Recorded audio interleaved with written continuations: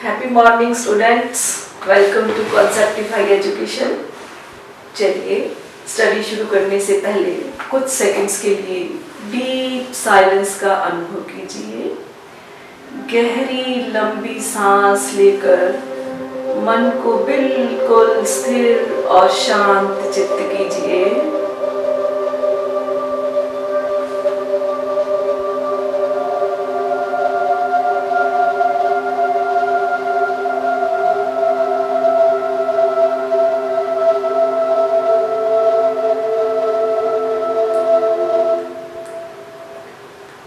ओम शांति।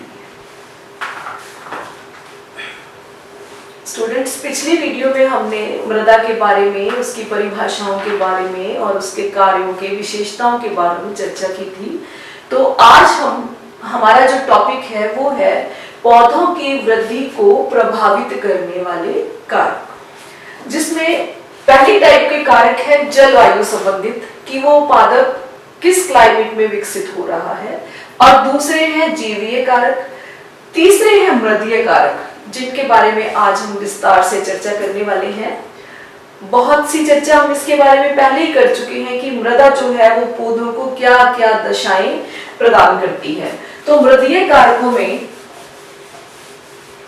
मृदा जो पौधों को देती है उसमें पहला कारक आता है आवश्यक खाद्य पदार्थ, या आप जिसे पोषक तत्व भी कह सकते हैं। आप जब भी स्टडी करें तो साइंस की स्टडी है, चीजों को कैटेगराइज करके और लिस्ट्स बना करके या इस तरह से पढ़ें तो वो जल्दी से हमारी स्मृति में वो पक्की भी हो जाती हैं। तो आवश्यक खाद्य पदार्थ जो पौधों के लिए चाहिए वो देखिए वो क्या है, कार्बन, हाइड्रोजन, ऑक्सीजन है। उसके बाद एनपीके यानी कि नाइट्रोजन, फास्फोरस, पोटेशियम, उसके बाद कैल्शियम, मैग्नीशियम, फेरिक, उसके बाद सल्फर, क्लोरीन और माइक्रो न्यूट्रिएंट्स जिनको सूक्ष्म पोषक तत्व कहते हैं, जैसे कॉपर है, जैसे मॉलिब्डेनम है, वगैरह वगैरह। ये सब तत्व जो है चाहिए होते हैं, मैग्नीज है। अब पौधों को ये कार्बन, हाइड्रोजन और ऑक्सीजन ये तो जल और वायु से प्राप्त हो जाते हैं, ठीक है। नाइट्रोजन जो है वो जल और वायु से भी प्राप्त होती है और मृदा से भी प्राप्त होती है। ये बाकी के जो पोषक तत्व हैं, ये सारे पोषक तत्व पौधे को मृदा ही प्रदान करती है। भिन्न प्रकार की मृदाओं में इन पोषक तत्वों की मात्रा भिन्न भिन्न हो सकती है ना, कि वो किस पैतृक पदार्थ से बनी है, किस प्रकार की जलवायु में है, कैसी उसकी उर्वरता शक्ति है। तो ये भिन्न भिन्न प्रकार की मृदाओं में भिन्न भिन्न मात्रा में पोषक तत्व हो सकते हैं, लेकिन जो ये पोषक तत्व हैं ये मिलते पादप को मृदा से ही है। तो वो मृदा ही उचित होगी जिसमें पोषक तत्वों की मात्रा उचित रूप से पौधे को मिल सके। पहला तो ये हो गया। दूसरा है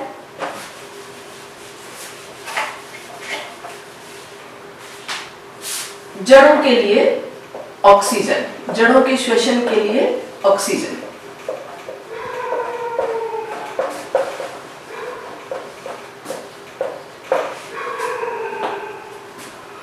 कई बार कुछ बच्चों की ये धारणा रहती है कि पौधे तो जो होते हैं वो कार्बन डाइऑक्साइड छोड़ते हैं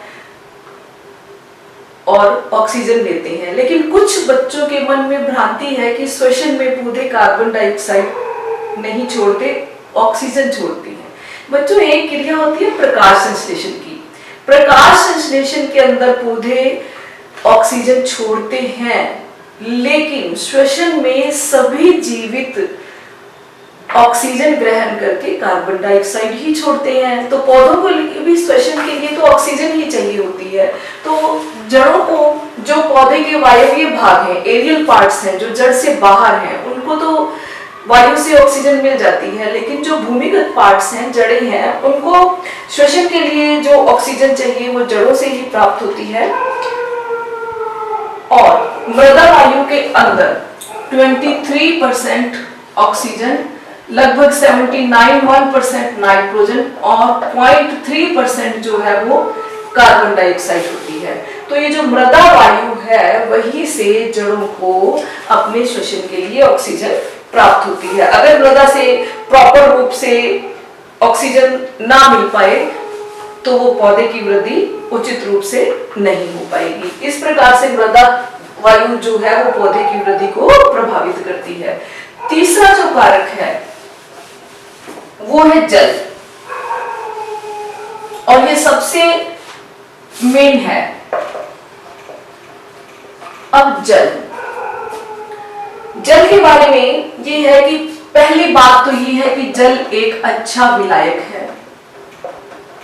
तो जो आवश्यक पोषक तत्व है वो इसमें घुल करके पौधे को प्राप्त होते हैं।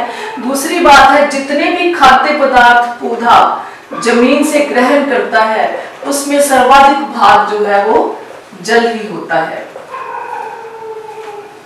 तीसरी बात यह है कि जल एक उचित माध्यम है रासायनिक क्रियाओं के लिए। तो जितनी भी रासायनिक क्रियाएं पृथ्वी के अंदर, सॉइल के अंदर या पादपों के कुछ न्यूट्रिएंट्स के संबंधित चलती हैं उनके लिए एक उचित माध्यम प्रदान करता है।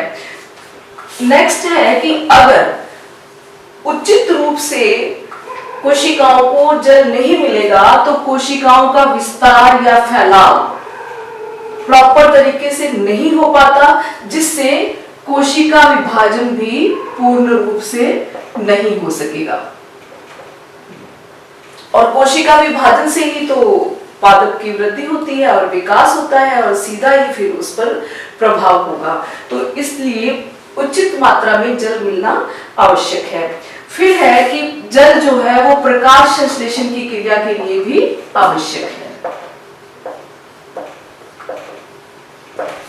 प्रकाश संश्लेषण की क्रिया के द्वारा पादप अपने भोजन स्वयं बनाते हैं। हम लोग तो अपने खाद्य पदार्थों के लिए पादपों पर या अन्य साधनों पर निर्भर हैं, लेकिन पौधे जो हरे पौधे हैं जिनके अंदर क्लोरोफिल होता है वो प्रकाश संश्लेषण की क्रिया के द्वारा अपना भोजन स्वयं बनाने में सक्षम है, लेकिन उसके लिए भी जल की आवश्यकता होती है। तो फिर वही बात कि जल प्रॉपर नहीं मिलेगा तो प्रकाश संश्लेषण की क्रिया भी प्रभावित होगी।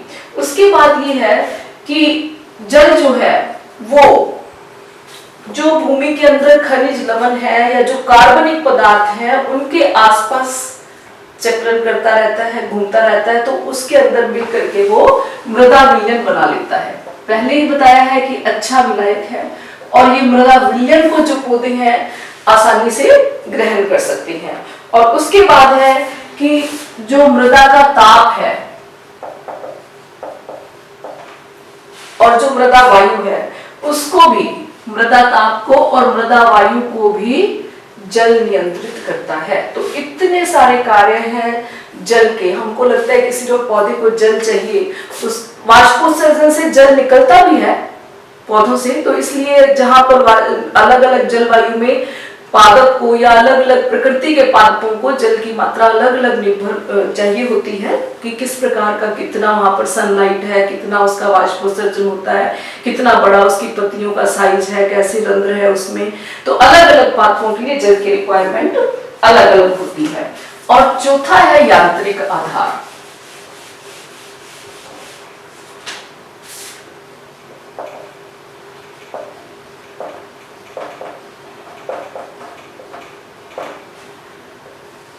स्टूडेंट्स, जिस प्रकार अपने को रहने के लिए रोटी, कपड़ा, मकान और सांस लेने के लिए ऑक्सीजन चाहिए, ऐसे ही पौधों को क्या चाहिए? जल, वायु, रहने के लिए जगह उनको भी चाहिए और खाद्य पदार्थ भी चाहिए। तो यांत्रिक आधार पहले भी हम इसकी चर्चा कर चुके हैं कि मृदा के अंदर ही पौधा नीचे जड़ों को गहराई में लेकर के जाता है। तो आइडियल जो सॉइल है, आदर्श मृदा कौन सी होगी? जिसके अंदर पौधे की जड़ें गहराई में जाएं और आसानी से फैल भी जाएं और उस मृदा के अंदर आवश्यक पोषक तत्व उचित मात्रा में हो, उसकी उर्वरा शक्ति अच्छी हो। अब ये गहराई में जितनी जड़ें जाएंगी और जितनी भी जड़ें ऐसे साथ साथ मृदा के फैल भी जाएंगी तो उतना ही वो पौधा जमीन के अंदर दृढ़ता से, मजबूती से खड़ा होगा। और ऐसे पौधों को कहते हैं विंड फॉर्म। विंड फॉर्म, यानी कि बहुत तेज हवा चलने पर भी वो दृढ़ता से खड़े रहते हैं। और दूसरा ये होते हैं ड्रॉट रेजिस्टेंस, यानी कि जलाभाव सह। जलाभाव सह का मतलब है कि सूखे को भी ये सहन कर जाते हैं यदि पानी की कमी भी हो जाए, क्योंकि इनकी जड़ें बहुत गहरी हैं और बहुत दूर दूर तक फैली हैं, तो ये पोषक तत्वों का अधिक मात्रा में और काफी दूरी तक से भी पानी को और पोषक तत्वों को अपने अंदर खींच सकते हैं। इसलिए ये इनको विंड फॉर्म और ड्रॉट रेजिस्टेंस, जलाभाव सह पौधे कहा जाता है। और किसको कहेंगे हम? आइडियल मृदा, जिसके अंदर पौधों को की जड़ों को गहराई में जाने में आसानी है, जिसके अंदर उर्वरा शक्ति अच्छी है, जिसके अंदर उचित मात्रा में लवण है और पोषक तत्व है। अब इसका कुप्रभाव कब होगा? जब किसी मृदा के अंदर विषैले लवण हो, वायु की उचित मात्रा ना हो, जल की उचित मात्रा ना हो, या नीचे कठोर चट्टाने हो, कंकड़ पत्थर हो, कि जड़ को अपने नीचे वृद्धि करने में दिक्कत हो, तो ऐसे पौधे के विकास पर बहुत ही कुप्रभाव होगा और उनका उचित विकास नहीं हो पाएगा। भले वो अंकुरित हो जाएंगे, लेकिन उसके बाद वो पौधा, कई बार हम देखते हैं कि पौधा तो उग गया लेकिन वृद्धि को नहीं पा रहा, तो उसके पीछे यही कारण होता है कि वो मृदा की जल शोषण क्षमता, जल धारण क्षमता, पोषक तत्वों की मात्रा अलग अलग होती है। इसलिए इसके आगे का जो बिंदु है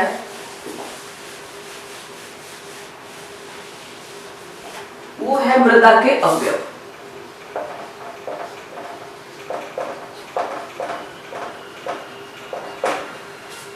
स्टूडेंट्स, मृदा के मुख्य 4 अवयव हैं। पहला है खनिज पदार्थ,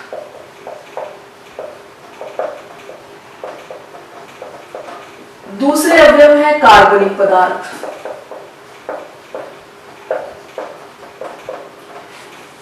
and the third one is मृदा जल, and the last one is मृदा वायु। ये 4 मुख्य अवयव है मृदा के, जिसमें से खनिज पदार्थ और कार्बनिक पदार्थ ये तो मृदा का ठोस भाग बनाते हैं। मृदा जल वो मृदा का द्रव भाग बनाता है, और मृदा वायु जो है ये मृदा का गैस भाग बनाती है। यदि हम इसको इस तरह से प्रदर्शित करें कि ये, तो इसके अंदर इस तरह से 50% ये जो है ये ठोस भाग है, और इसमें से ये बाकी का जो है वो द्रव और गैस है। इस सारे को मिलाकर के कहते हैं रंध्रावकाश। क्या कहते हैं? रंध्रावकाश। तो 2 भाग हो गए, ठोस भाग, रंध्रावकाश। ठोस भाग का ये 50% ठोस भाग हो गया और ये 50% रंध्रावकाश हो गया। अब इस रंध्रावकाश में से भी 25% तो मृदा जल होता है जो कि द्रव भाग है, और ये 25% जो है वो मृदा वायु जो कि गैस, ये गैस, ये द्रव और ये ठोस।